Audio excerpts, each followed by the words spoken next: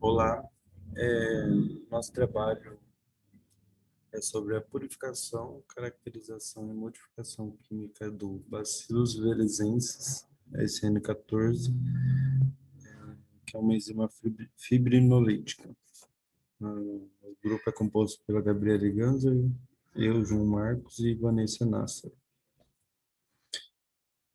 A, a fibrina é um componente que é vital para os coágulos sanguíneos, que, que é essencial principalmente em sangramentos e etc. Mas também essa fibrina pode ser a responsável pela trombose, que é uma doença que tranca a circulação sanguínea, né? Para essa doença trombose, a maioria de medicamentos, essas coisas que existem no mercado são os plasminogênios, que eles possuem um custo muito alto, uma meia-vida muito curta, baixa especificidade e provavelmente aumenta o sangramento. E essas enzimas fibrinolíticas, elas aparecem como novas drogas trombóticas que são de grande potencial para essa enfermidade.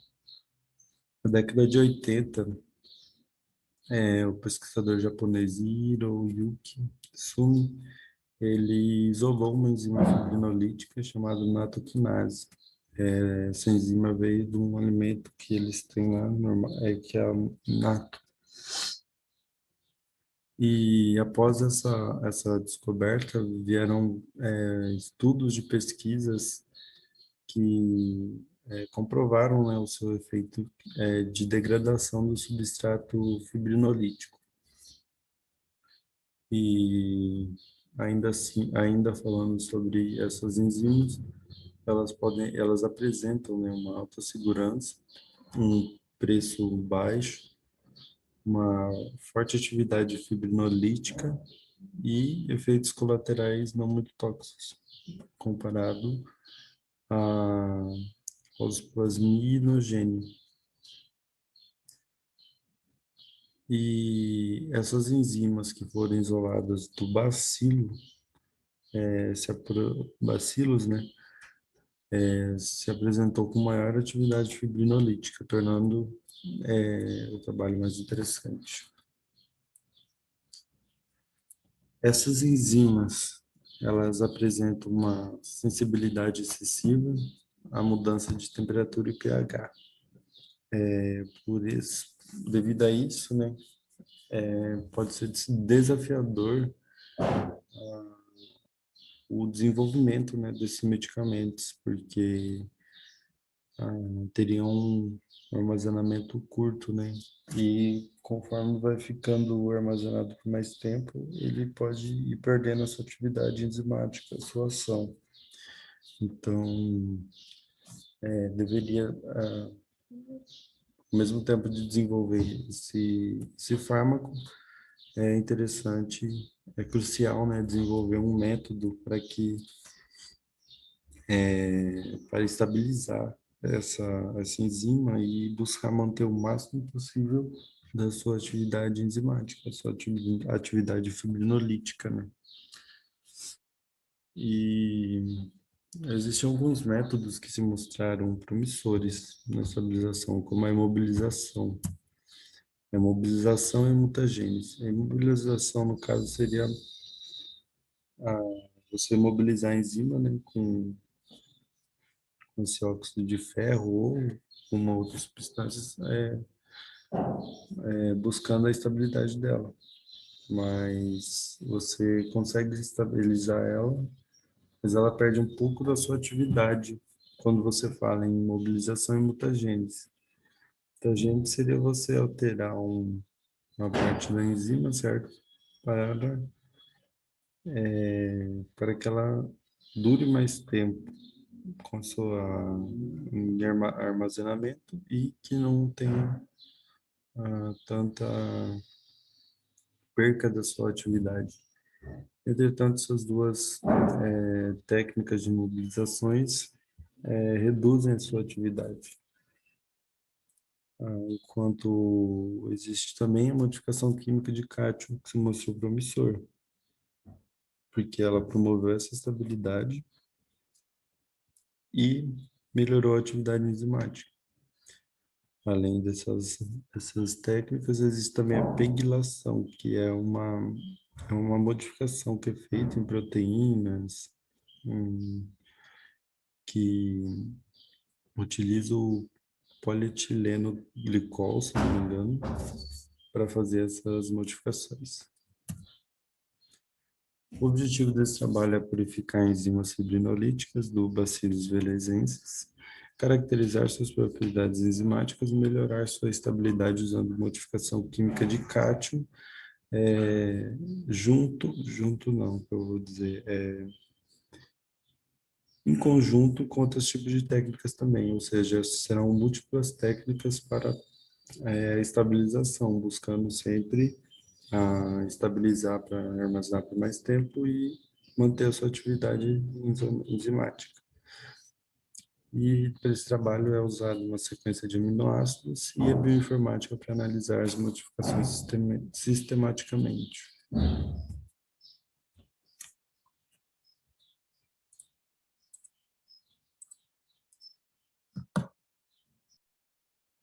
Bom, em materiais e métodos para purificação, caracterização e modificação química de bacilos venelenses SN14, enzima fibrinolítica, foram utilizados o brometo de cetil-trimetilamônio, CTBA, com pureza de 99,0%, ácido etileno diamino tetraacético, EDTA, e kit de gel de eletroforese dodecil sulfato poliacrilamida de sódio.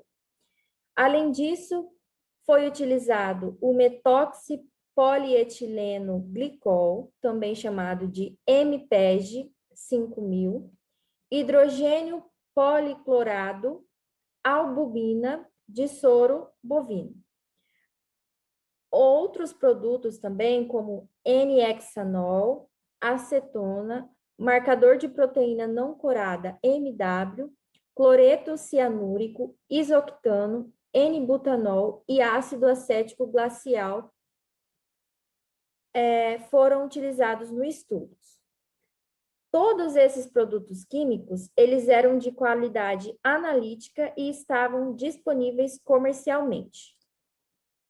O micro-organismo principal e alvo utilizado no estudo foi Bacillus venelensis SN14, que foi utilizado e depositado no Centro de Coleta de Culturas da China. A preparação de inóculo, ela aconteceu com a cepa de SN14 de bacilos, que foi cultivado em meio de semente líquido contendo 5 gramas por litro de extrato de levedura, 10 gramas por litro de glicose, 5 gramas por litro de cloreto de sódio e 10 gramas por litro de extrato de carne bovina com pH 7,0 a 77 graus Celsius, com agitação constante a 180 rotações por minuto durante 18 horas.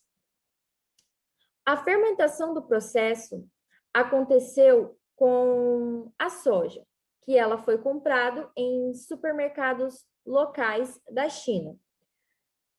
Eles utilizaram 50 gramas de soja que foram enxaguados 3 vezes com água desionizada e embebido em uma quantidade igual de água por 14 a 18 horas. Após a filtração da água, 3% de sal e 3% de sacarose foram adicionados aos grãos de soja embebidos e bem misturados. Essa mistura que eles recém tinham feito foi colocados em 2 garrafas cônicas, de modo que cada garrafa continha 25 gramas de soja. Cada frasco foi esterilizado a 121 graus Celsius por minuto. Esses frascos esterilizados, eles foram colocados na mesa de operação, que também estava esterilizada, para o resfriamento.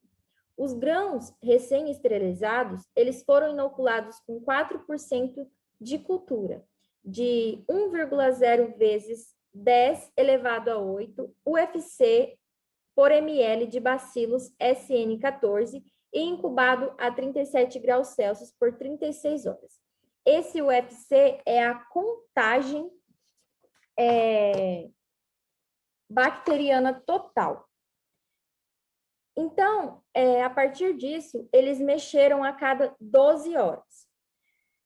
Além disso, 50 gramas do feijão fermentado foram pesados e dissolvidos em 200 ml de água trivaporizada estéril para extração a 4 graus Celsius por 24 horas. E mais tarde, ele foi esmagado com um moedor. A solução, ela foi centrifugada a 13.000 vezes por 10 minutos e este processo ele foi repetido 2 vezes. Além disso, o sobrenadante ou a solução enzimática bruta, ela foi separada e armazenada a 4 graus Celsius até o seu próximo uso. Bom, a determinação da atividade fibrinolítica, ela foi... ela aconteceu com a purificação da enzima de maneira espectrofometricamente. A atividade da enzima fibrinolítica, ela foi expressa como o grau de hidrólise de fibrinogênio.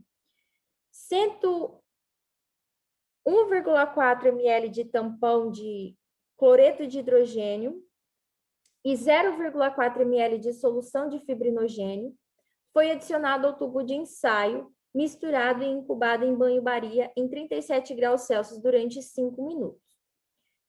Depois disso, esta mistura ela foi suplementada com 0,1 ml de trombina e incubada em banho-maria a 37 graus Celsius por 10 minutos para solidificar o fibrinogênio em fibrina.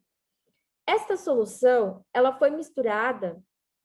foi muito bem misturada e 2 ml de ácido tricloracético de 0,2 m foram adicionados a ele e deixado em repouso por 20 minutos em temperatura ambiente para interromper a reação.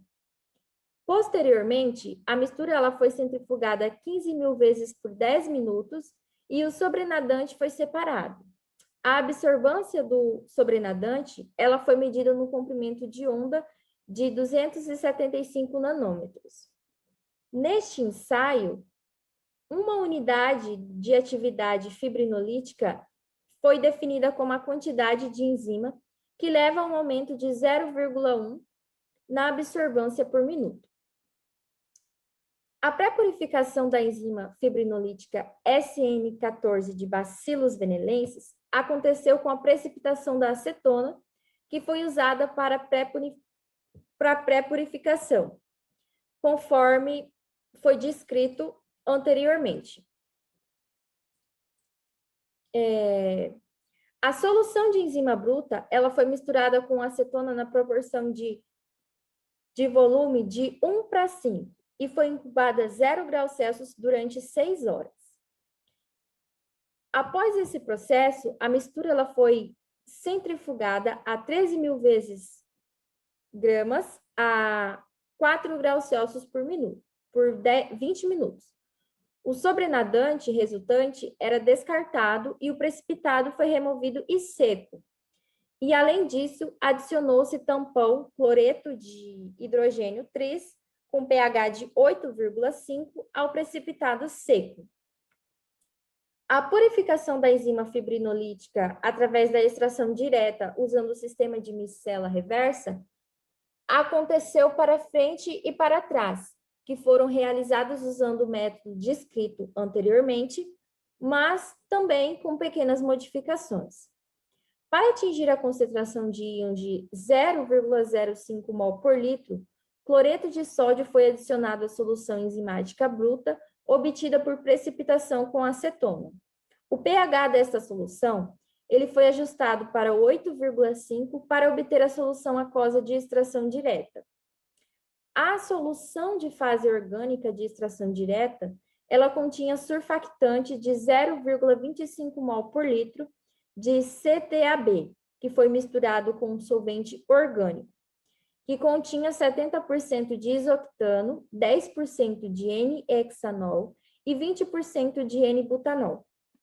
Um volume igual de solução aquosa e orgânica foi misturado e oscilou usando um oscilador a 200 rotações por minuto a 25 graus Celsius durante 25 minutos. A mistura, ela foi centrifugada 1.500 vezes por grama a 4 graus Celsius durante 15 minutos. E a fase orgânica resultante, ela foi usada para a extração reversa. Bom, já na extração reversa, usando o sistema de micela reversa, o cloreto de potássio, ele foi dissolvido em tampão tris de cloreto de hidrogênio, com pH 7,8, de 50 mm. E o pH do tampão, ele foi ajustado para a concentração de íons de 1 mol por litro em pH de 6,0. Esta solução, ela foi oscilada usando um oscilador por 75 minutos a 200 rotações por minuto durante, em 30 graus Celsius. A solução, ela foi centrifugada a 1.500 vezes gramas a 4 graus Celsius por minuto. E a fase aquosa, ela foi separada. É um processo parecido com o que foi descrito aqui. A concentração e desalinização. A concentração e a desalinização de Bacillus venelensis SN14, enzima fibrinolítica, ela aconteceu após a extração reversa da micela, no volume de 3 vezes de acetona, que foi adicionada à solução de enzima. E a mistura ela foi mantida a menos 18 graus Celsius durante 2 horas. A solução de enzima foi centrifugada 15.000 vezes gramas a 4 graus Celsius durante 20 minutos, e o sobrenadante foi descartado. O precipitado, ele foi seco, dissolvido em solução tampão de cloreto de hidrogênio, e este processo foi repetido em dobro. 200 UL de TAB foram adicionados à solução e submetidos a tratamento de ultrassom no banho de gelo por 5 minutos. A enzima fibrinolítica purificada SN14 de Bacillus venelensis, ela foi centrifugada 15.000 vezes gramas a 4 graus Celsius por 20 minutos para separar a enzima da solução. A análise de proteína, ela foi usada para determinar o conteúdo da proteína, e foi um equipamento chamado Comece Brilliant Blue R250. O índice de medição foi para avaliar a pureza do precipitado de acetona, a atividade específica, a atividade de recuperação e o fator de purificação. O SA da enzima, ele é definido como atividade unitária da enzima no peso unitário da proteína, onde o EA é a atividade enzimática, o PC é a concentração total de proteína em miligramas ou em ml, o E1 é a atividade da enzima fibrinolítica purificada usando o método de precipitação, e o E0 é a atividade enzimática fibrinolítica bruta extraída de Bacillus venelensis SN14. O S2 é a atividade específica da enzima purificada, usando o método de precipitação com acetona, e S2, SA0, é a atividade específica da enzima bruta. Bom, a determinação do peso molecular foi através da pureza e também do peso molecular da enzima fibrinolítica purificada, que foram determinados pela SDS-PAGE, usando gel de separação de 12% e 5% de gel de empilhamento em análise. O marcador molecular padrão, ele foi empregado para determinar o peso da enzima, e o peso molecular da enzima foi determinado comparando a mobilidade relativa da enzima com as proteínas de referência. Já na análise de sequência, a banda de proteína-alvo do gel SDEG-PAGE foi exerçada e analisada para determinar a sua sequência de aminoácidos. Os resultados do sequenciamento, eles foram obtidos usando BLAST do NCBI para validar a identificação desta enzima. As árvores filogenéticas foram construídas usando os megaversão 7.0. Além disso, a ferramenta ProtParam foi usada para prever o peso molecular da enzima fibrinolítica SN14 de Bacillus venelensis através da sequência de aminoácidos. O alinhamento de múltiplas sequências foi realizado usando o algoritmo Krustal-W e as sequências de aminoácidos foram comparadas com os bancos de dados de sequência não redundantes do NCBI. Além disso, uma ferramenta online, SOMPA, foi usada para prever a estrutura secundária da enzima fibrinolítica SN14 de bacilos, e o Swiss Model foi empregado para a modelagem molecular da enzima. Além disso, a sequência modelo para a enzima foi obtida usando TDB base de dados, e o servidor online Verif 3D foi usado para validar a estrutura prevista.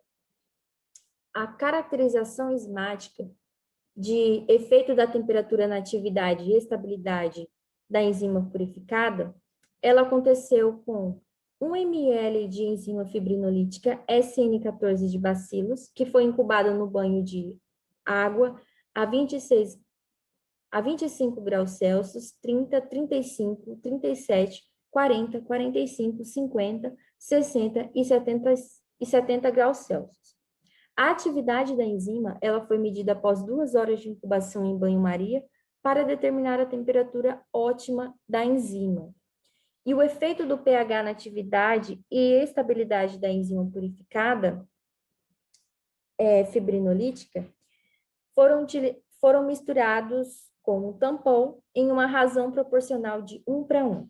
Os tampões usados foram hidrogenofosfato disódico citrato de 50 ml de pH 2, 3, 4, 5, 6, 7,0 e cloreto de hidrogênio tris de 50 ml com pH de 8, 8,5 e 9,0.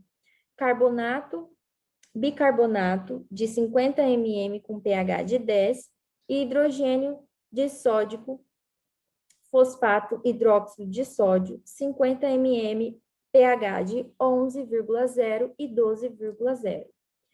Sobre temperatura máxima, a atividade enzimática ela foi medida 5 horas após a incubação para determinar o pH da enzima. Os efeitos dos íons metálicos na atividade da enzima purificada, ela aconteceu com a solução de 5 mol por litro de um total de 9 íons metálicos. Sejam eles os lítio, o manganês, o ferro, o zinco, o magnésio, o potássio, o cálcio, o bário e o sódio. Eles foram misturados com a enzima purificada e dissolvidos no tampão de pH ideal na proporção de 1:1. A atividade da enzima ela foi medida após 5 horas de incubação para determinar o efeito de vários íons metálicos na enzima.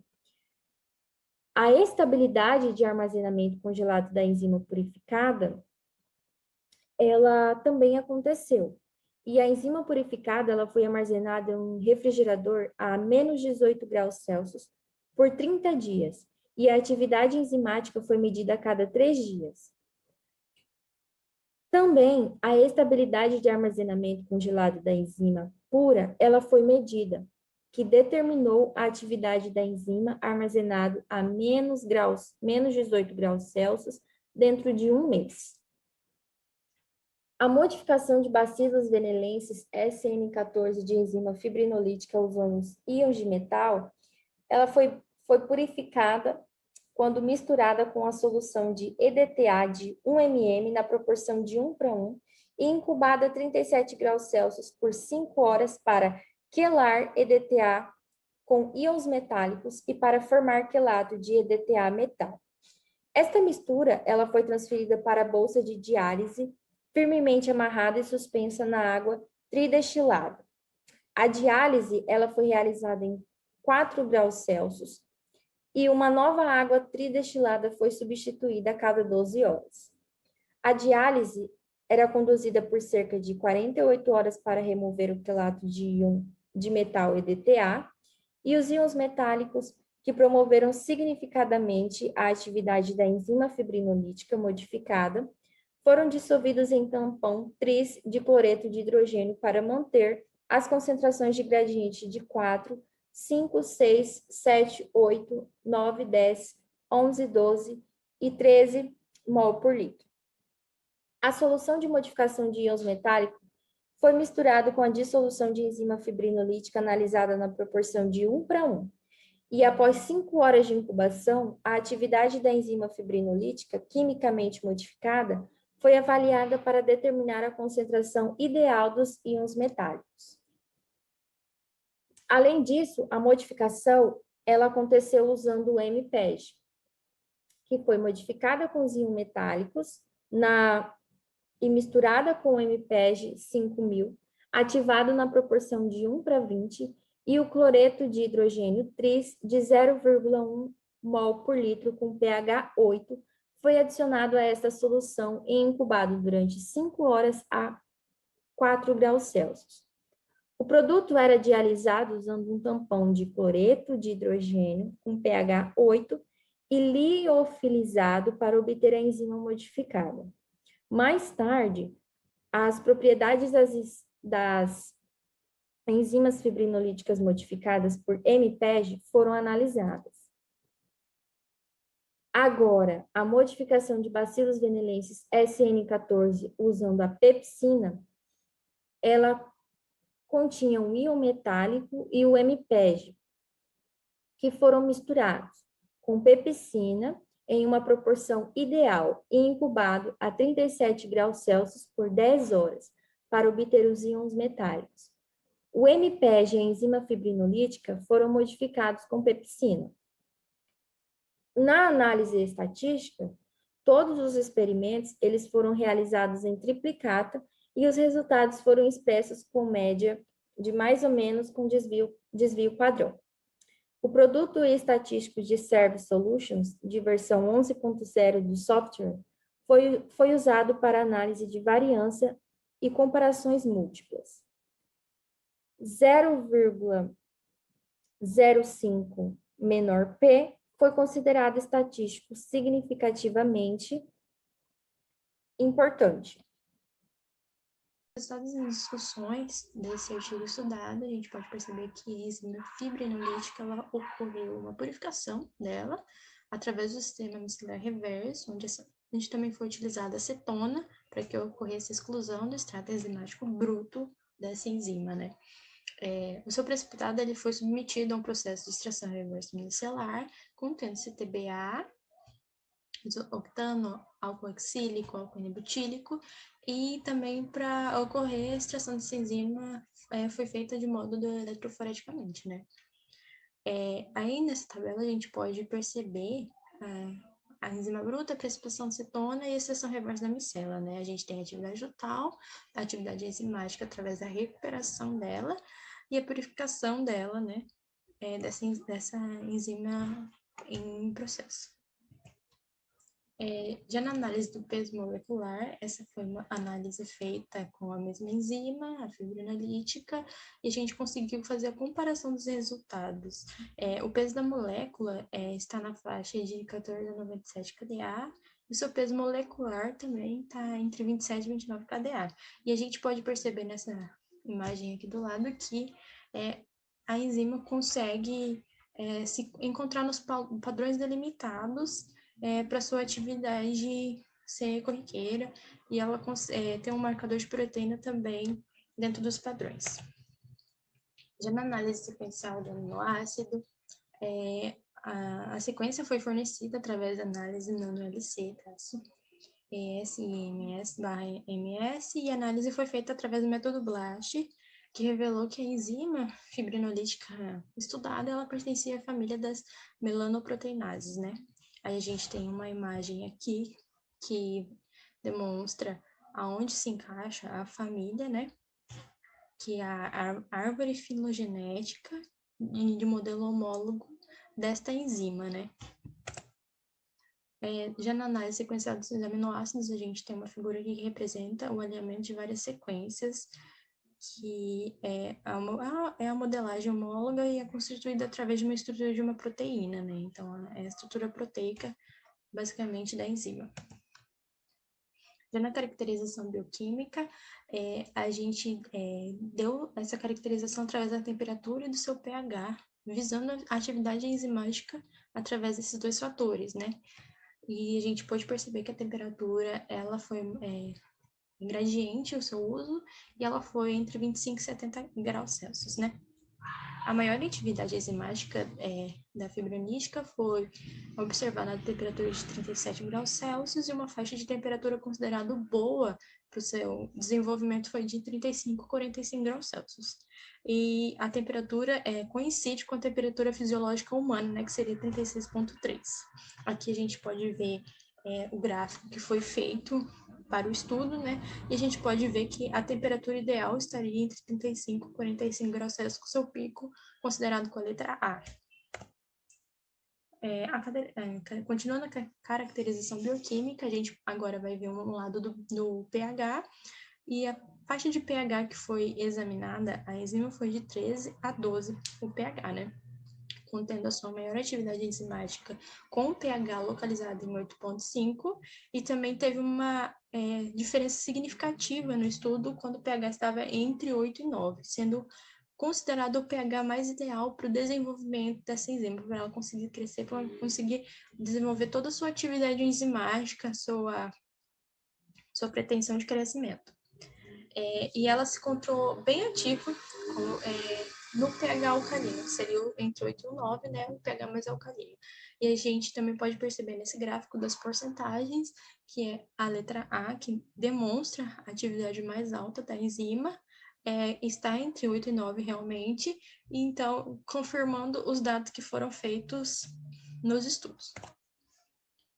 A gente pode comparar a estabilidade desta enzima em alguns produtos químicos que foram utilizados. A gente tem 2 produtos químicos.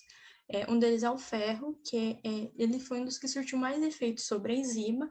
A gente pode ver na tabela que ele teve 111,3 em porcentagens de um modo de interferência na atividade enzimática, né? Então, a concentração do ferro aumentou em cerca de 16,7% a comparação da enzima sem a utilização do ferro, né? Acabou sendo 3,1% maior.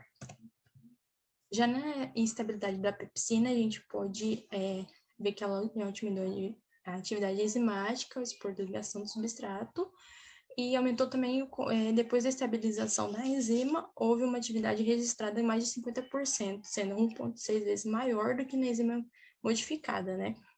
Então, a pepsina também foi considerado um ótimo produto para ser utilizado. A pepsina e o ferro tiveram bons destaques, né, nesse estudo, juntamente com a enzima. E aqui a gente também está comparando a pepsina e o ferro. A gente pode ver que com a letra A em ambos os dados, a gente tem um aumento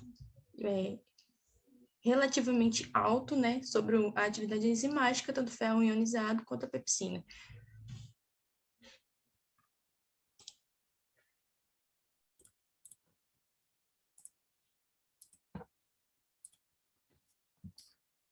Com esse trabalho, a gente pode concluir que a enzima fibrinolítica do Bacillus velezensis, SN14, foi purificada, caracterizada e modificada quimicamente. O peso dela purificada foi de 28 kDa. A estabilidade de pH e a notável tolerância à temperatura de 38 graus a torna apta no tratamento da trombose. A atividade enzimática ela foi aumentada pela modificação química com corte de ferro 2. 2 mais, né? A modificação enzimática por ferro mais 2. Pegylação e pepsina exibindo a maior atividade enzimática e a estabilidade quando armazenados a 25 graus a 70 e com pH de entre 3 a 12. Analisando com 30 dias armazenado em 18 graus Celsius, reduz apenas 33% da atividade enzimática, enquanto você aplicar um modo único de modificação química, reduz 60%. Ou seja, reduz em 33% a inatividade da enzima. A enzima se torna mais ativa. E esse modo múltiplo de estabilidade que melhorou muito a atividade enzimática. Esse estudo com a enzima fibrinolítica e suas modificações químicas de cátio podem servir como base para estudos futuros no desenvolvimento de drogas fibrinolíticas e produtos alimentares. Esse foi o nosso trabalho, a nossa referência. Obrigado.